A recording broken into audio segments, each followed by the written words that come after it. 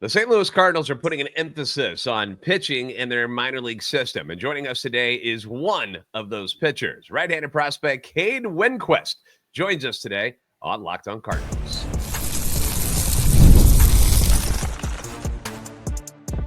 You are Locked On Cardinals, your daily St. Louis Cardinals podcast. Part of the Locked On Podcast Network, your team every day. Hey there, Cardinals fans. I'm JD Hafford, and I'm your host for Locked On Cardinals, part of the Locked On Podcast Network, covering your team every day. You can follow me on X at JD Sports Radio, as well as the podcast at LO_Cardinals. You will obviously find us on YouTube, TikTok, Instagram, at Locked On Cardinals as well. This is a show serving Cardinal Nation and giving the best fans in baseball all of the info about the birds on the bat. Today's episode brought to you by Game Time. Download the Game Time app, create an account, use code LOCKEDONMLB to get $20 off your first purchase. All right, we've got a guest today in studio, and it's not normally one of our blog writers or anything like that. It's an actual player, an actual athlete, somebody who physically uses his body and not his mouth like most of us do these days. Joining us today, right-handed pitching prospect for your St. Louis Cardinals, Cade Winquest is here, currently with the Springfield Cardinals. Thank you for joining the show, Cade. Appreciate your time today. No, thank you for having me. Excited to do this. You're in Arkansas right now, and it's been a few days since you've thrown. When are you back up on the mound again? Tomorrow night. All right. So do you get the butterflies the night before or the day of? How does that work for you? I'm like it's like a few hours before. It's not. I wouldn't say like nervous butterflies. It's more like an anxiety, like anxiousness, like to get out there and just get going.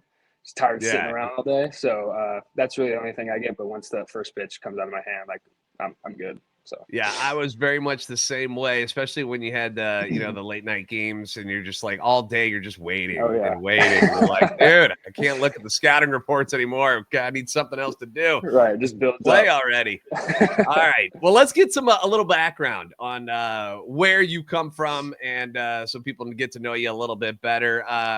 How did you get into baseball as a youngster? Grew up in Texas, right? Yes, sir. I kind of got into it by myself. No one really pushed anything upon me, like when I was a young kid or anything. Parents were kind of just going to support me whatever I chose to do. But I ended up getting into baseball around I was like 4 years old, I think. It was the funny story, but the first sport I played was soccer. And going into the first game at halftime, came up to my parents and said, "I'm tired. It's too hot. Too much running. Like I don't want to play anymore.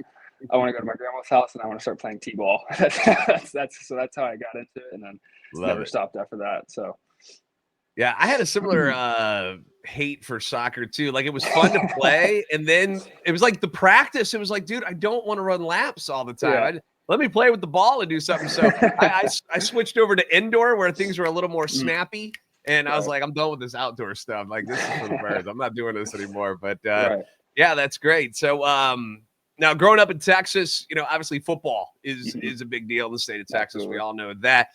Any aspirations to play football at all, or was it just kind of baseball? Kind of was your calling? It's always been baseball. I played football for about 3 years in middle school, 6th grade through 8th grade. First couple years it was fun, and then 8th grade came around, everyone got a lot bigger than me, so that wasn't as fun.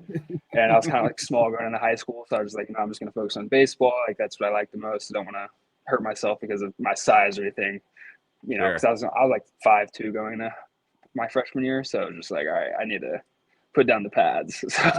When did you sprout? Because you're like 6'2" now, dude. Yeah, it was going into my sophomore year. So right after my freshman year, I grew like 5 or 6 inches that summer. Like it was like crazy amount, and that's when I was like, okay, I'm caught up to everyone now. So that's a good sign.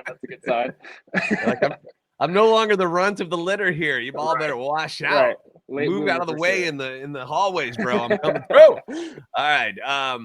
So pitching in high school, was that your first love, or were you playing other positions and you enjoyed, because we all, you're usually playing first, or you're always playing another position in high school. You're switching off when you're not pitching. Was it always pitching that you were drawn to, or did you enjoy, being a position player and swinging the bat? No, it was always hitting. I actually did not like pitching at all going into high school. I didn't pitch at all my freshman year, and then a new school opened up my sophomore year, so it was just where I was zoned for. showed up there, a couple weeks in, like coach noticed I had a good arm. I was obviously after I grew, so like I was starting to get some power and stuff behind everything I do. And so he like kind of made me pitch that year. And I was like, okay, like, I'm having success with it. Might as well keep going. But like, even throughout high school, like I didn't really pitch that much. I definitely have less than 50 innings under my belt in high school. Just one, because of some injury issues my junior and senior year. But other than that, I didn't really care for it. Like I was a center fielder. That's why I loved running down balls in the outfield, loved hitting. I was pretty quick, so I loved using my speed. So like that's kind of what I was drawn to at an early age. Well, now you're a pitcher. Like you don't get to run bases, you don't get to swing the bat anymore. No, that kind of sucks, right? No, yeah, definitely. Like I went to college as a two-way, so I got to enjoy that a little bit. Pitch ran a couple of times, even when I was just officially a PO in college. Like that was fun, but definitely miss hitting a little bit, like especially in college when I was officially done with it. But since being in pro ball, like I'm glad I'm not a hitter. Like that does not look fun at all. So I'm glad I'm stuck with pitching. So. Do you and the pitching staff, do you guys get together and take BP ever just for fun to, kind of blow off some steam or anything?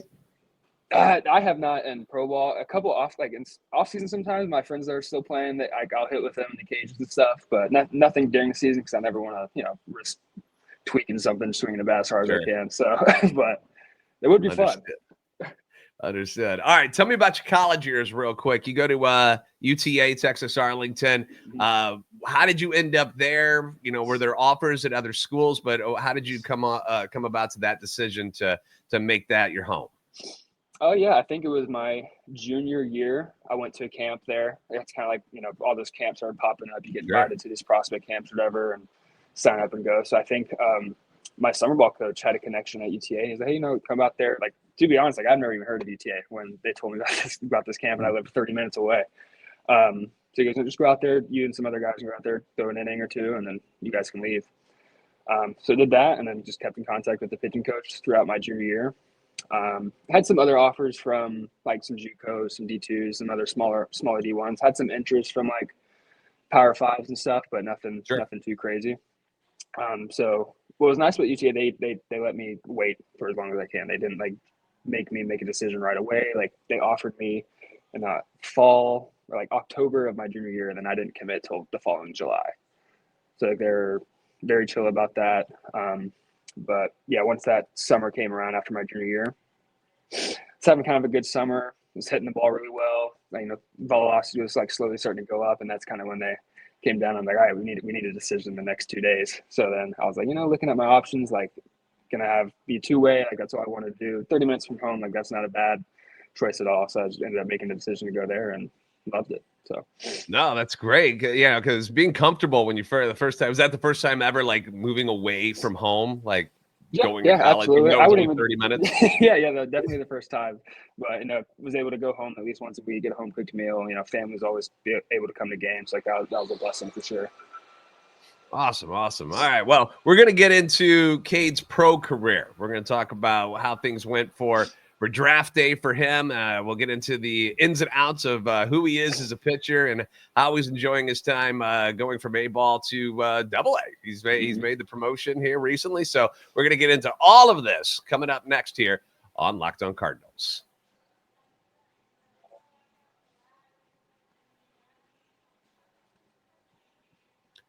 Game time. Have you been to the Game Time app yet? Have you ever decided at the last minute, hey, let's go to a ball game, man? Friends, family, gather whoever it is. Maybe it's a beautiful day out, and you just suddenly realize, bro, I got to be in the stands. Well, that's exactly where the Game Time app comes in. Easiest way to grab last-minute tickets and do it without the stress. You don't need any more stress. Why would you want to stress over buying tickets? And then the money that you save on those tickets, you can splurge on more food, hot dogs, popcorn, pretzels, nachos, whatever it is you want. You got beverages, you got merchandise. Maybe you invite a bigger group. Maybe you're one of those cool people and super kind and like, look, I got you this time around.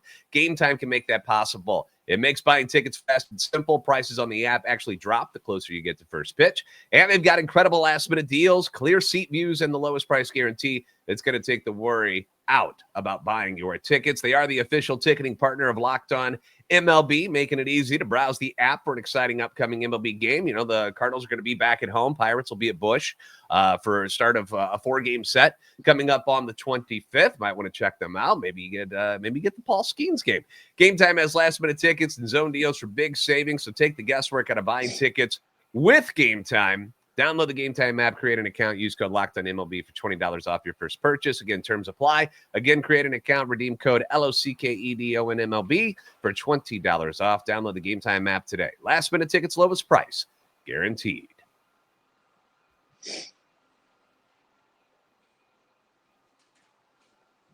Thanks for making Locked On Cardinals your first listen every day. Leave your comments on YouTube as well as on X or TikTok anytime you want. Your feedback is always welcome and encouraged. We are joined by Cade Winquest of the Springfield Cardinals, Double-A affiliate of your St. Louis Cardinals. You got any handles or social media that you get into that you want people to follow, or do you just want people to leave you alone? I have an Instagram. You can follow my Instagram. It's @CWinquest_. Nice and easy. Okay. Instagram's the main one I use, so. All right. I will throw some people your way, hopefully get some fans who are interested in your progress of how things are going for you, because things are going well. You know, you were an 8th-round pick back in 2022 by the Cardinals. And I always ask this from younger prospects because I never got drafted, so I always want to feel, what was it like that day? What were you doing that day when the draft was going down and you found out the Cardinals were selecting you in that 8th round? Where were you? Were you with friends, family? Were you driving around? Were you off fishing or doing something? What was your day like? I was at home with family, me and my parents. It was a nerve-wracking day for sure. Like, I'd be lying if I said it wasn't. But it was kind of strange to start off because I think it was day 2 of the draft, so rounds 3 through 10.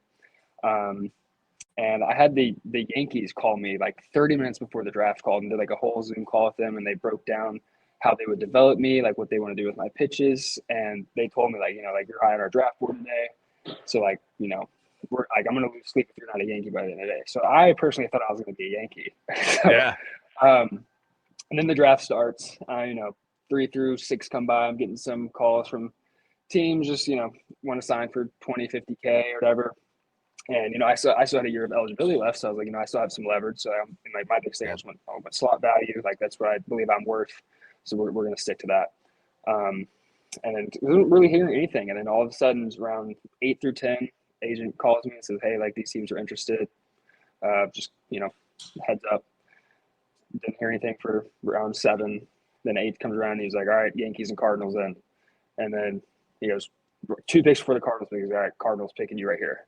So, it went from hearing nothing pretty much all day to within 5 minutes, it's like 3 teams are on you. All right, you're drafted. So it was a lot of emotions. I don't think I sat down the whole draft. I was walking around the house pacing.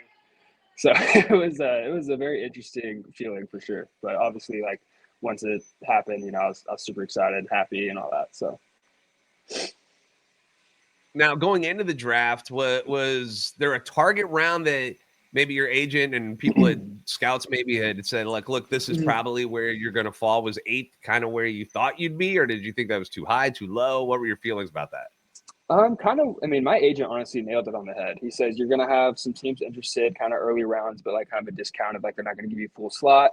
So you might get some offers there just depending on the money and all that stuff. And it's as bad as it sounds, it's all, that's what you sign for, is about for the money. So, because, but majority, I think, then there's a handful of teams that are around like 7 through 10, and then day 3 comes around, whatever happens. But he pretty much is like, I have a few teams here and there, rounds 4 through 6, but majority is going to be 8 through 10, and that's exactly what happened. So I kind of had an idea late day 2, but I wasn't expecting a certain round, certain slot there or anything. I was just like, I want the opportunity. I know what I'm worth, and if someone gives me that, like, I'm be just happy to do that. So. I think it's cool now that like MLB is starting to promote the draft a lot more compared to what they did in the past, because everybody gets the idea from the NFL and some of the NBA, but mostly it's NFL. That's the big the mecca of all events for when it comes to drafts, and they see people falling and people freaking out, and then baseball's got so many more rounds with 20 of them now, and it used to be crazier where like they would draft for days, like it was nuts. Like if you were getting taken to round 50 and so you're like, how are we still picking people? But They put the kibosh on that for sure. But no, that's cool. That's I'm glad that it was something that was a good experience. It wasn't like you went tumbling and things fell apart for you. So that's good. Let's get to know you as a pitcher for people who haven't gotten a chance to see you throw.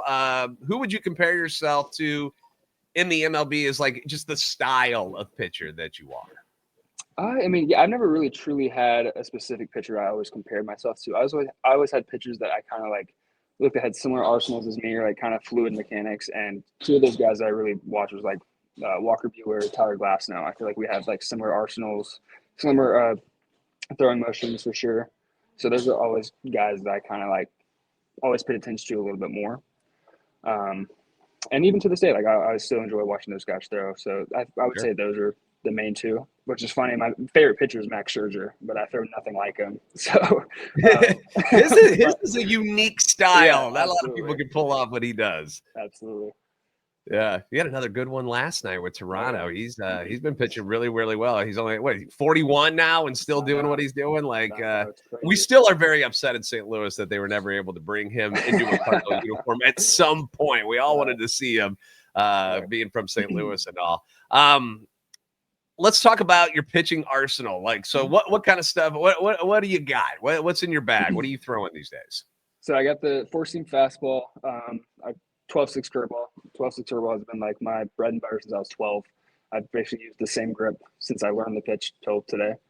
And then I have a splitter, slider, and I just recently added a cutter this offseason.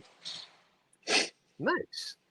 Now, when you get into, because people always ask this, like, they see pitchers and they're like, why doesn't he just add this? Like, that's everybody's throwing this. It's so easy. Like, I just add it. Like, it's no big deal. How did you decide on what like your 5 pitches were going to be, or were there other things that you toyed with and just kind of like, it just doesn't work for me? What are your thoughts on those?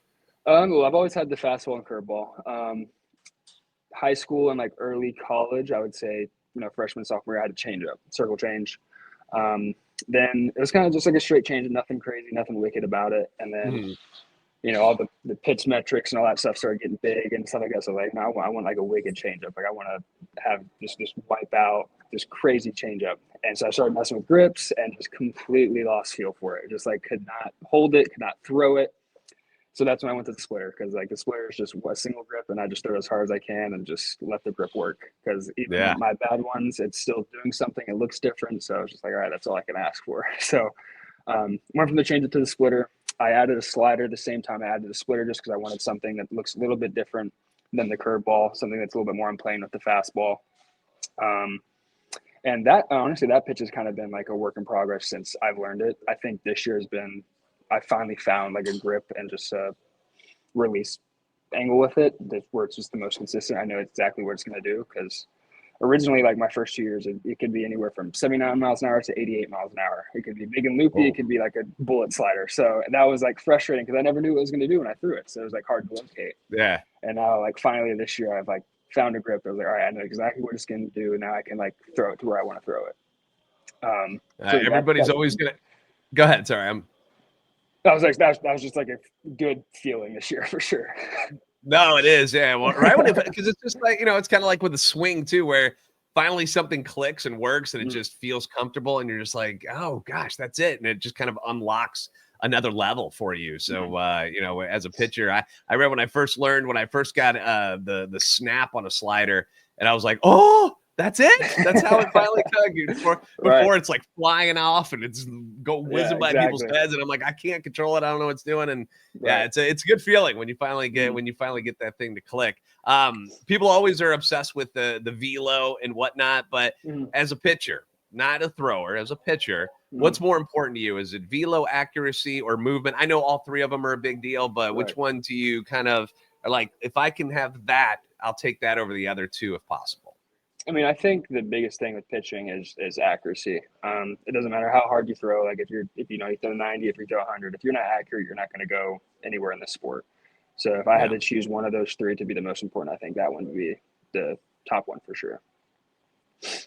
You got promoted in July. Well, I got to ask this. What's your velo at right now, just for all the crazies out there who need to know the heat number? Year, what do you got? I've been 95, 97.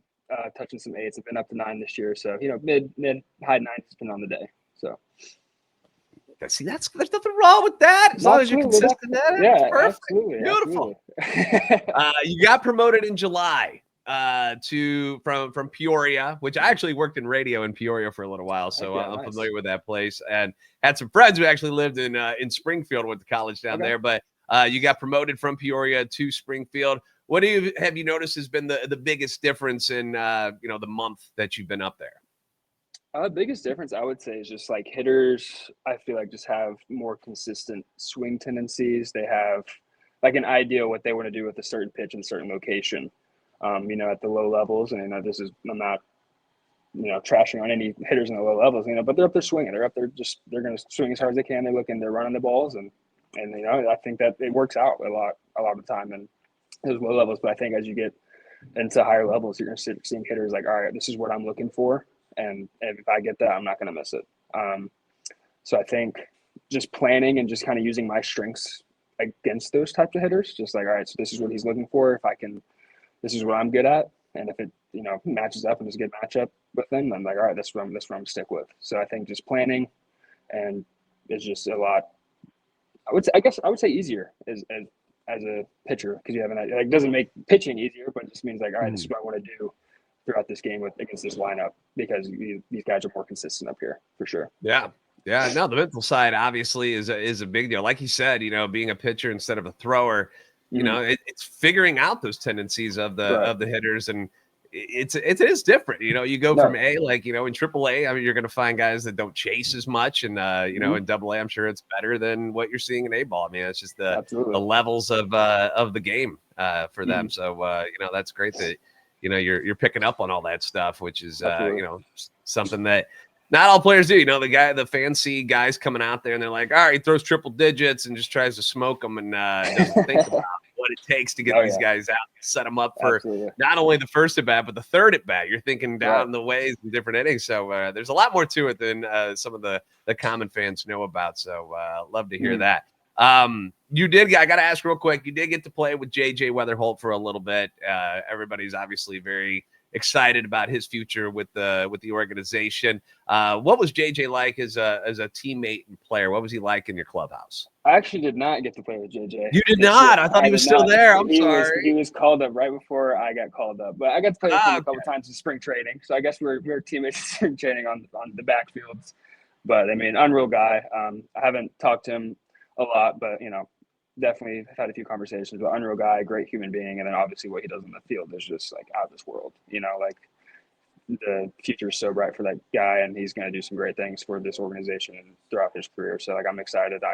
Always keeping up with him on Twitter, Instagram, whatever that is, MILB Central, all those accounts that they love posting them and stuff like that. So, but I mean, he's a great player. I mean, everyone that I'm with right now, I've said like, yeah, I mean, he's just overall great teammate, and he's obviously just one of the better players that people have seen. So how about this? How would you attack JJ Weatherholt, the hitter? I don't know if you got scouting reports on it or anything. How would you come after JJ?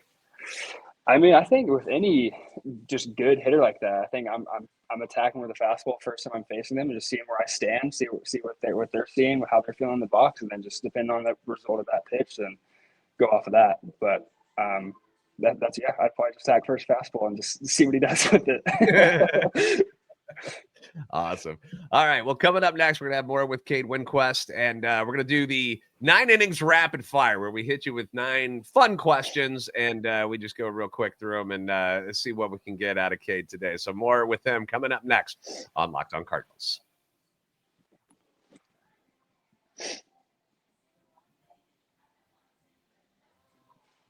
All right, we're back at it. Thanks for making Locked On Cardinals your first listen today. For your second listen, check out the all-new Locked On MLB Game Night. It's every game, every night, all season long. Get local analysis on a national scale. You can find MLB Game Night on the Locked On MLB YouTube channel or wherever you listen to your podcast. Myself and John Frisch from Locked On Angels will be your hosts again this evening. Hopefully talking about another Cardinals win. They've won 2 in a row in their trip in Miami right now. So obviously that's good news. Joined by a prospect of the St. Louis Cardinals, Cade Winquest, who was kind enough to join us on the road with the team, with the Springfield Cardinals.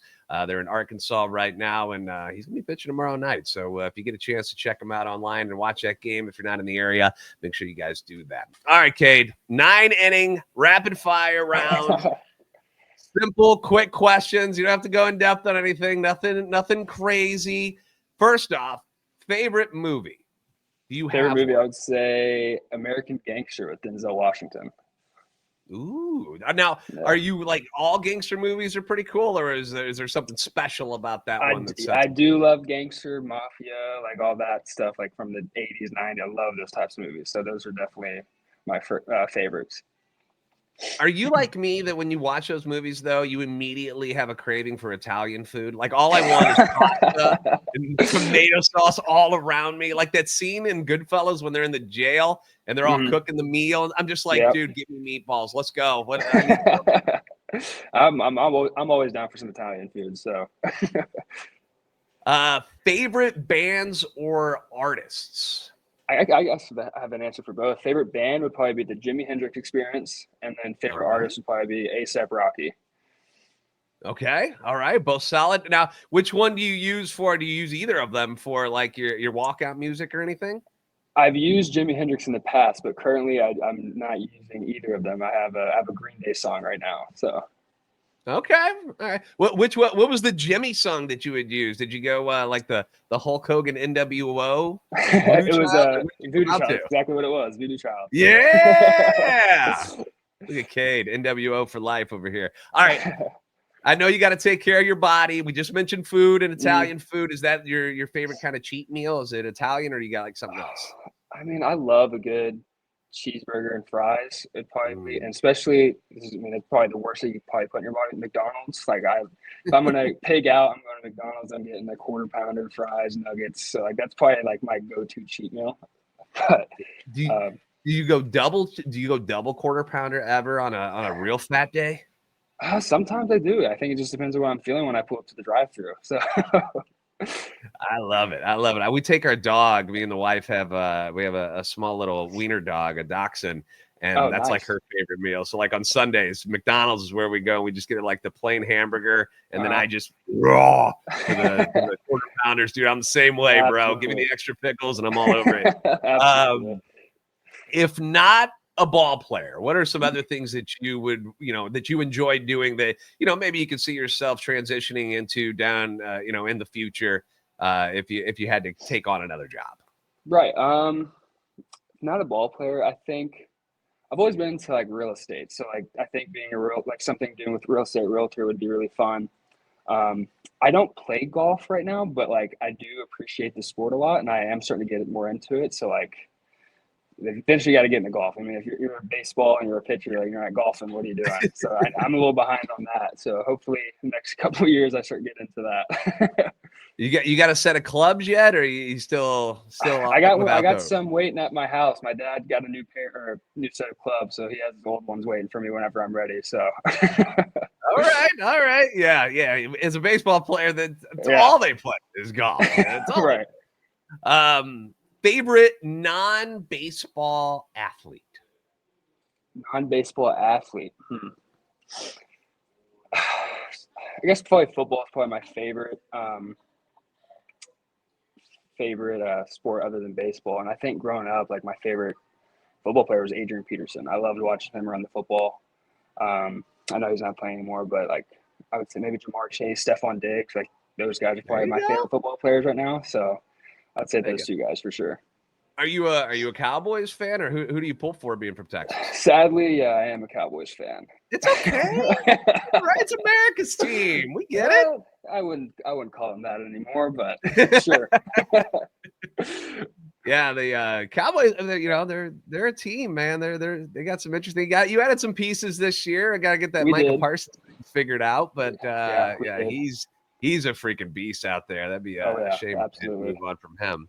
I just let you know I am a Packers fan and a Packers owner. I've got the certificate. So there you go. We've butted heads a couple times with the Cowboys and the Packers, and it's gone my way, in the recent years. All right. So, okay, football. If we're gonna stick with football, Who's your pick for Super Bowl? Can't pick the Cowboys, though. You got to pick somebody outside your favorite team. Who's somebody another team that excites you? I mean, I haven't paid attention too much to preseason, kind of what teams have done with the draft and everything. I would say anyone but the Cowboys for sure. I would absolutely say that. But I'd love to see the Lions. If I wasn't going to pick the Cowboys, I would love to see the Lions go out there and get a title. Man, I love that team. I love Campbell, what he has done with that culture and that team overall. So I would, they were solid last year, and I don't think they've gotten worse. So I'd pick the Lions. Yeah, I can see that because they lost their OC. There, Ben Johnson. He went to the Bears. Actually, yeah. So we'll see how that affects them. But yeah, did you watch Quarterback on Netflix at all? Are you a Netflix guy? I have not seen Quarterback. No. Okay, well, if you get bored I see clips on the and road stuff on social media. Yeah, if you get bored or something, Netflix Quarterback, and it follows Jared Goff and Joe Burrow and Kirk Cousins again with his time in the Falcons. So it's pretty good, and you get to see a lot of the Lions stuff in there. As a Packers fan, I hate that they're so good. They are. yeah. They're very impressive. They got a strong defense, so they're a good team, man. It's tough.